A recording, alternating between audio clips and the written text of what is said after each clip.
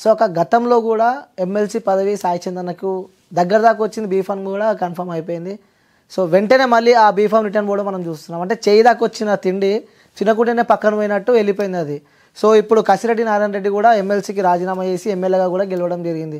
So మళ్ళీ ఆ పదవిలో మిమ్మల్ని చూడవచ్చా? ఎందుకంటే సాయి చందన్న ఆశ కూడా అనుకోవచ్చు అది. ఎందుకంటే ఎమ్మెల్సీ పదవి వస్తుందంటే ఎవరు ఎదుర్కోరు. ఎందుకంటే తను ఆ ఉన్నన్ని రోజులు పార్టీ కోసం కష్టపడ్డాడు. తన గొంతుతో రాష్ట్ర స్థాయి మొత్తం ఎక్కడ పోయినా సాయి చందన్నకి అభిమానులు చాలామంది ఉన్నారు. సో అలాంటి మళ్ళీ ఎమ్మెల్సీ పదవి మీకు వస్తుంది అనుకోవచ్చా? ఇప్పుడు ఎంపీ విషయంలో కావచ్చు, ఎమ్మెల్సీ విషయంలో కావచ్చు, సరే మహబూబ్ నగర్ జిల్లాలో రేపు జరగబోయే ఎటువంటి ఎలక్షన్లో అయినా సరే పార్టీ నిర్ణయిస్తే ఖచ్చితంగా నేను ఉండి బలంగా కొట్లాడతాను. ఆ దిశగా కూడా పార్టీ ఆలోచిస్తే కూడా నేను, ఎందుకంటే సాయి ఆశయం అదే. సాయికి కూడా దానికోసం అంటే నాకంటూ నేను ప్రజాక్షేత్రంలో కొట్లాడాలంటే ఓన్లీ పాట మాత్రమే కాదు, పాట కాకుండా ఇంకా అధికారికంగా లేదంటే ఏదైనా బలంగా నేను ప్రజల్లో ఉండగలిగితే కనుక ఇంకా మెరుగ్గా పనిచేయగలుగుతా అనే దాంతో నిరంతరంగా తెలంగాణ ఉద్యమ సమయం నుంచి నేటి వరకు నిరంతరం కొట్లాడిన సందర్భం ఉంది. ఆయన అనుకున్నది చేయకుండా ఇలా జరిగింది, అది చెయ్యాలనే నేను బయటికి అడుగుపెట్టాను. కాబట్టి పార్టీ టికెట్ ఇస్తే ఖచ్చితంగా ఉండి కొట్లాడతాను.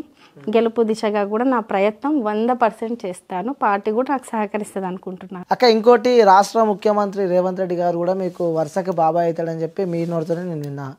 సో మరి ఇన్ని రోజులు రేవంత్ రెడ్డి గారు గుర్తు రాలేదు. సో తెలంగాణలో కాంగ్రెస్ పార్టీ అధికారంలోకి రాగానే రేవంత్ రెడ్డి బాబాయ్ అని చెప్పి పిలుస్తుంది. సో నెక్స్ట్ త్వరలో కాంగ్రెస్ పార్టీకి రాబోతుంది అన్నట్టు కూడా కొన్ని వార్తలు వింటున్నాం మనం. దీనిపై మీ అభిప్రాయం ఏమంటారు? ఒకటి రిలేషన్ గురించి ఇప్పుడు వచ్చిన వాళ్ళకు తెలిసింది, అడిగిర్రు. ఏ మీడియా ఛానల్ వాళ్ళైనా, వాళ్ళు ఏదన్నా జర్నలిస్టులు అయినా వాళ్ళు ఏదన్నా అడిగితే పబ్లిక్లో కావచ్చు, లేకపోతే ఒక పొలిటికల్ లీడర్గా బయటికి అడుగు పెడుతున్న సందర్భంలో వాళ్ళు అడిగే ప్రతిదానికి సమాధానం చెప్పాల్సిన బాధ్యత మా మీద ఉంటుంది కాబట్టి చెప్పిన. రెండవది రిలేషన్ అంటే ఈ రోజు ఆ రోజు అని కాదు, ఏ రోజు రిలేషన్లు గుర్తుపెట్టుకొని ఏం చేసింది కూడా ఏం లేదు. ఎవరం ఆ రోజు రిలేషన్ అని పోయి ఏదో రిలేషన్ అని కలుపుకొని పోయింది లేదు, ఈ రోజు రిలేషన్ అని చెప్పి కలుపుకొని పోయింది లేదు. అది సహజం. ఒక ఉమ్మడి జిల్లాలో ఒకటే సామాజిక వర్గాల్లో రిలేషను పొజిషన్లో ఉండొచ్చు, అపోజిషన్లో ఉండవచ్చు, డబ్బు ఉన్న వాళ్ళు ఉండొచ్చు, డబ్బు లేని వాళ్ళు ఉండొచ్చు, సాధారణ, అది సహజం. రేవంత్ రెడ్డి గారు సీఎంగా ఉన్నారు కాబట్టి మీకు రిలేషన్ అంట అని అడిగితే అవును అని చెప్పిన మాట వాస్తవం. ఒకటి కాంగ్రెస్ పార్టీలోకి వెళ్ళడము అంటే యాక్చువల్గా ఇప్పుడు సోషల్ మీడియాని ఎలా చూస్తున్నామంటే మనం థంబ్నెయిల్స్ వాళ్ళకి మనం మాట్లాడింది ఒకటి ఉంటుంది. బేసిక్గా మీరు లోపల మొత్తం మ్యాటర్ చదువుంటే మీకు అర్థమయ్యేది. మీరు చదవలేదని నేను అనుకుంటున్నాను. చదువుంటే నేను పూర్తిగా క్లారిటీ ఇచ్చాను. కాబట్టి క్వశ్చన్ మార్క్ పెట్టేసాను. ఇప్పుడు మనం ఈ థంబ్నెయిల్ పెట్టండి, ఆ థంబ్నెయిల్ పెట్టండి అని ఇప్పుడు నువ్వు వచ్చావు, నువ్వు మాట్లాడుతున్నావు, ఏ థంబ్నెయిల్ పెడతావో నేను ఎట్లా ఊహించగలుగుతాను? నువ్వు మాట్లాడిన దాంట్లో దానికి క్వశ్చన్ మార్క్ వేస్తావు. ఎందుకంటే మీరు ఒక పొలిటీషియన్, సో మీకు థంబ్నెయిల్ పెట్టాలంటే ఆషామాష కాదు అది. ఎందుకంటే పొలిటీషియన్ కాబట్టి ఆ జనాల్లో మీకు మంచి పేరు ఉంటుంది కాబట్టి నెగిటివ్గా పెట్టలేము థంబ్నెయిల్. సో మీరు మాట్లాడిందే మా మీడియా ఛానల్ ఏదైనా కొంచెం అటు ఇటు చేసినా పెడతారు, కానీ అందులో ఉండే మ్యాటర్ అయితే అదే పెడతారు. అవునా?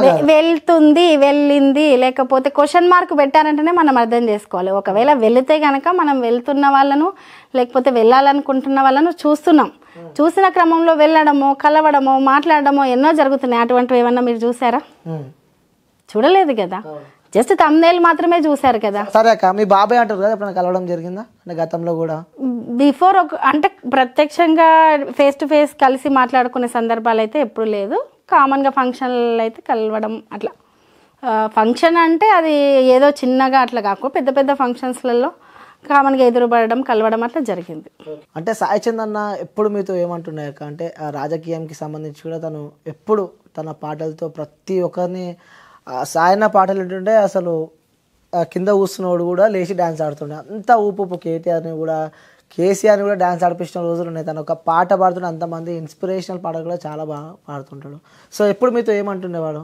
అంటే బయట ఉన్న సమస్యల గురించి మాట్లాడుతుండే. తెలంగాణ ఉద్యమ సందర్భం వరకు ఏంటంటే తెలంగాణ ఎందుకు అవసరము, ఏంటి, తెలంగాణ వస్తే ఏం జరుగుద్ది, ఏ రకంగా మనం అణచివేతకో లేకుంటే ఆత్మగౌరవం అన్ని రకాలుగా మనం అనుకుంటున్న నీళ్ళు, నిధులు, నియామకాలు ఇటువంటివన్నీ ఉన్నాయి కదా, భాష, యాస, మన పండుగలు, అట్లా ఎటువంటి అవమానాలు జరిగినాయి అంటే ఎటువంటి గౌరవం దక్కకుండా పోయింది కావచ్చు. రాజకీయంగా కూడా మన వాళ్ళు ఎలా ఎదగకుండా పోయారు, సినిమా ఇండస్ట్రీ, అట్లా అన్ని విషయాలు తెలంగాణ ఉద్యమ సందర్భంలో షేర్ చేసుకునేవాడు. తదనంతరం ఏంటంటే రాజకీయంగా నేను కూడా ఇది కావాలి, ఖచ్చితంగా అసెంబ్లీలోకి అడుగు పెట్టాలి, అలా అడుగు పెట్టాలి. అసెంబ్లీ అంటే చట్టసభ అని చెప్పేవాడు, అసెంబ్లీయా లేదంటే లెజిస్లేటివ్ కౌన్సిల్ ఇట్లా అనేం లేదు, చట్టసభలకు అడుగు పెట్టాలి అని మాత్రం. నన్ను అంటే నాలో సింగరే కాదు, కామన్గా అయితే సహజంగా సింగర్ అయితే వేరే పాటలు ఇంకోటి అట్లా అన్ని రకాలుగా ఉంటుంది. నేను కొంచెం రాజకీయ అవగాహన, నేను ఏ రకంగా ప్రజలకు చేయాలనుకుంటున్నా, ఈ దృష్టి నా మీద మరలకుండా చేస్తుంది నా పాట. నాకున్న గొంతు, నాలో ఉన్న ఒక నాయకుడిని అనే దాన్ని ఎక్కువ చూపించలేకపోతుంది.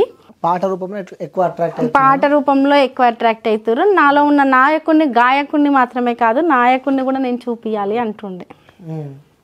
అది ఎక్కువగా చెప్పేవాడు.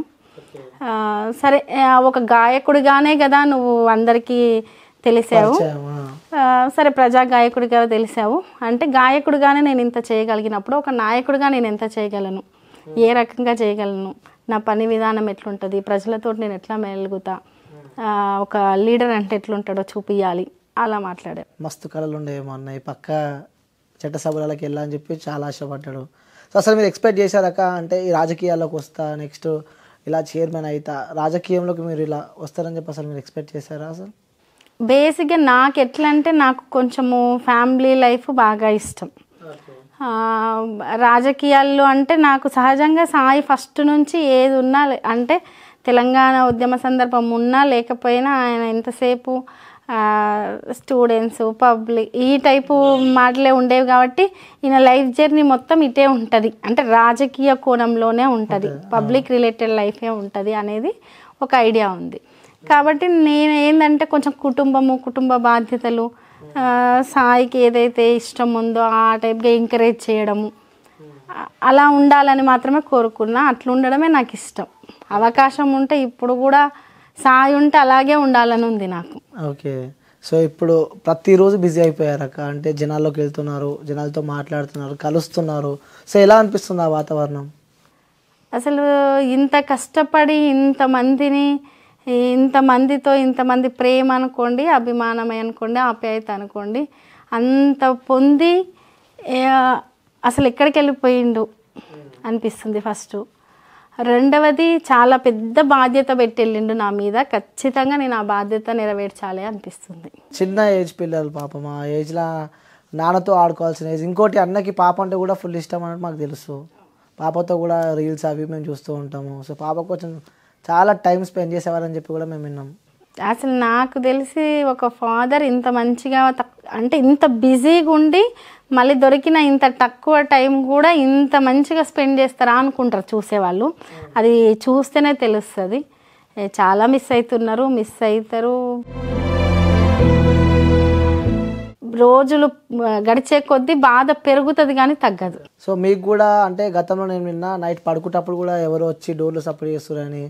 సో సాయన్న గొంతే మీకు వినిపిస్తుంది, మైండ్ మొత్తం ఆ వాయిసే వినిపిస్తుంది అని చెప్పి కూడా నేను ఇప్పుడు ఎట్లుందాక నాకు ఈ రోజు వరకు కూడా మనిషి ఉన్నాడనే అనిపిస్తుంది. ఇప్పటికీ నాకు ఉన్నాడు, ఎక్కడో మీటింగ్ అవుతుంది, లేదు ఇంకేనా వెళ్ళిండు, లేదు ఒక స్టేజ్ మీద పాట పాడుతుండో అనిపిస్తుంది.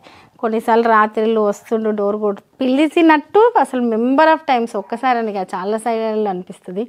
కొన్నిసార్లు నేను ఏదన్నా అల్లిసిపోయి పడుకుంటే ఎందుకు పడుకున్నావు, చాలా పనులు ఉన్నాయి కదా లే అని లేపినట్టు అనిపిస్తుంది ఇప్పటికీ. ఇంకోటి అన్న చనిపోయిన తర్వాత కూడా బాబు అన్న షర్ట్ ఇట్లా పెట్టుకొని పైన పడుకోవడం మనం చూస్తున్నాము. ఇప్పటికీ కొన్నిసార్లు షర్టు పెట్టుకొని పడుకుంటాడు, కొన్నిసార్లు షర్టు వేసుకొని పడుకుంటాడు. ఇవి నాకు ఎప్పుడు సరిపోతాయి అన్నట్టు కూడా మాట్లాడుతుంటాడు బాబు. తర్వాత కూడా మీతో ఎప్పుడన్నా మాట్లాడడం జరిగిందాక అదే సాయి చంద్ గురించి? పిల్లలు రోజు మాట్లాడుకుంటాం మేము. లేడు అనే విషయము మా దృష్టిలో ఇప్పటికీ లేదు, ఉండదు. మేము రోజు ఉన్నట్టే మాట్లాడుకుంటాం. రేపు వస్తాడో ఎల్లుండి వస్తాడో లేకపోతే 1 month తర్వాత వస్తాడు, ఇగో నానిది చెప్పిండు అది చెప్పిండు, ఇలా నిరంతరం మా ఇంట్లో మేము ముగ్గురం మాట్లాడుకుంటే ఖచ్చితంగా సాయి గురించి మాట ఉంటుంది, మాట్లాడుకుంటాం. సాయి ఉన్నప్పుడు ఎట్లుందో మా ఇంట్లో అట్లే ఉంది. మార్పు ఏంటంటే సాయి ఉన్నప్పుడు కొంత 100 మంది వచ్చేవాళ్ళు, కలిసి భోజనం చేసి అది కొంచెం తగ్గింది. అంటే రావడం పలకరియడం వరకు ఓకే, బట్ సాయి ఉన్నప్పుడు ఉండే ఎన్విరాన్మెంట్ ఉండదు కదా, అది తగ్గింది తప్ప లేడు అనేటట్టు మా ఇంట్లో మేమేం లేము. మాతోటే ఉన్నాడు, ఉంటాడు, ఉండేటట్టే ఉన్నాము. ఒక మనిషి లేకుండా అయిన తర్వాత వస్తువులు కూడా మనిషికి సంబంధించినవి మార్చేస్తారు, మేము ఏది మార్చలే. ఓకే, అవి అట్లే ఉన్నాయి, అక్కడనే ఉన్నాయి. నిన్న కూడా కొన్ని బట్టలు నేను ఐరన్కి ఇచ్చి పంపించిన, కొన్ని తీస్తా అటు ఇటు చదువుతా మళ్ళీ ఇచ్చి పంపిస్తా. అట్లా సాయన బట్టలు ఇంకా ఐరన్కి ఇచ్చి మళ్ళీ పంపిస్తూ ఉంటారు ఇప్పటికీ. అవి ఇప్పటికి కూడా నిన్ననే తీసుకొని వచ్చిన. అప్పుడప్పుడు మేము తీయడం అంటే లేడు అనేది మాకు ఇప్పటికీ రావట్లేదు, రాదు, ఉండం కూడా అట్లా. అంటే అన్న సాంగ్స్ కానీ అక్క ఇప్పటికీ అంటే చాలా సభలు కూడా మిస్ అవుతున్నాయి. ఇంకోటి కూడా అక్క, తెలంగాణలో బీఆర్ఎస్ పార్టీ ఓడిపోవడం రీజన్ కూడా సాయి చంద్ అన్న పాట లేకనే అని చెప్పి కూడా కొంతమంది అంటున్నారు. ఎందుకంటే సాయి అన్న స్టేజ్ పైన పాట పాడుతుంటే మాత్రం ఆ ఊపు, ఆ ఎనర్జీ మాత్రం ఎవరు తెలియరు నాకు తెలిసి. ఇప్పుడున్న ఆ సింగర్లు నేను కూడా ఓపెన్గా చెప్తున్నాను, ఎందుకంటే నేను కూడా సాయిని చూసిన, దగ్గరికి వెళ్ళి చూసిన వ్యక్తిని కాబట్టి. అన్న ఆ పాట పాడుతుంటే ప్రతి ఒక్క లైన్ అక్క ఏదైనా కానీ సెకండ్ ఇట్లా పాట పాడేస్తుంటారు. సో అలాంటి సభలు కూడా సాయి చంద్ అన్న లేని లోటు ఇంకా తీర్చలేము కొన్ని బీఆర్ఎస్ సభలలో అని కూడా కొన్ని వార్తలు మనం వింటున్నాం. సాయి ఎట్లంటే ఒకటి ఒక సింగర్గా ఏదో పేమెంటో లేకపోతే టెంపరవరీగా పెయిడ్ ఆర్టిస్ట్గానో మనీ తీసుకొని పార్టీకి వెళ్ళడం, ఈ పార్టీలనో ఆ పార్టీలనో లేకుంటే ఈ స్టేట్లనో లేకుంటే ఇంకో స్టేట్లనో అట్లా పనిచేసిన వ్యక్తి కాదు. పార్టీలనే తెలంగాణ ఉద్యమం నుంచి ఉండి ఆ పార్టీ లైన్ అనేది అర్థం చేసుకొని పబ్లిక్కి ఏది అవసరము ఏంటి అని అర్థం అంటే ఒక పొలిటీషియన్లో ఒక నాయకుడుగా ఒక కవి ఉంటే, ఒక సింగర్ ఉంటే, దాన్ని ఇప్పుడు ఒక నాయకుల్లో ఒక రచయిత ఉంటే ప్రజలకు ఏది అవసరమో ఒక బుక్ రాస్తాడు ఒక దాని గురించి. ఒక నాయకుల్లో ఒక సింగర్ ఉంటే ప్రజలకు ఏది అవసరమో అది పాడతాడు, ఎలా మారుతుందో అది పాడతారు. అట్లే ఒక నాయకుల్లో ఒక కవి ఉంటే ప్రజలు ఏది మారుతుందో, ఏది అవసరమో, ఏది భవిష్యత్తుకు కావాలనో అది రాసి పాడతారు. అది సాయి. ఓకే, అంటే 2003లో మీ మ్యారేజ్ అయింది కదా, 2023లో అన్న చనిపోవడం అని చూస్తాం. అంటే సుమారు 20 ఏళ్ళు అంటే ఎంతో కష్టపడి పెళ్ళి చేసుకున్నారు. ఎందుకంటే ఇంటర్ క్యాస్ట్ మ్యారేజెస్, మీరు వేరే కులము, అన్న వాళ్ళు కూడా వేరే కులము. సో చాలా కష్టం. ఈరోజు రేపట్లో అప్పట్లోనే మీరు ఎదిరించి పెళ్ళి చేసుకున్నారంటే కూడా అది ఒక గొప్పనే చెప్పుకోవచ్చు. ఎందుకంటే ఈ జనరేషన్లో కూడా కొంతమంది భయపడుతున్నారు, ఎందుకంటే ఇంకా క్యాస్ట్ పిచ్చి ఇవన్నీ దీనికోసం భయపడుతున్నారు. సో మీరేం చెప్దాం అనుకున్నారు అక్క? అంటే ఎలా ఎదురించి పెళ్ళి చేసుకున్నారు, ఇంట్లో వాళ్ళు ఏమన్నారు అసలు? ఎందుకంటే చిన్న కులం అనే చెప్పుకోవచ్చు సాయన్న వాళ్ళది, అట్లా ఇంట్లో వాళ్ళు ఏమన్నారు? నా దృష్టిలో సరే ఇవన్నీ మనం క్రియేట్